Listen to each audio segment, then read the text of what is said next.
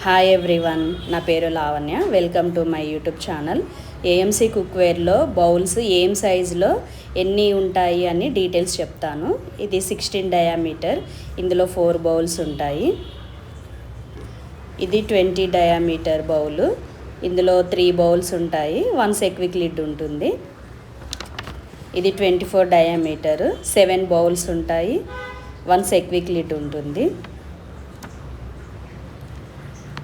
ఇది 28 centimetre Eurasia ఓకు, ఇందులో fry curries చేయొచ్చు, డీప్ ఫ్రై ఐటమ్స్ చేయొచ్చు.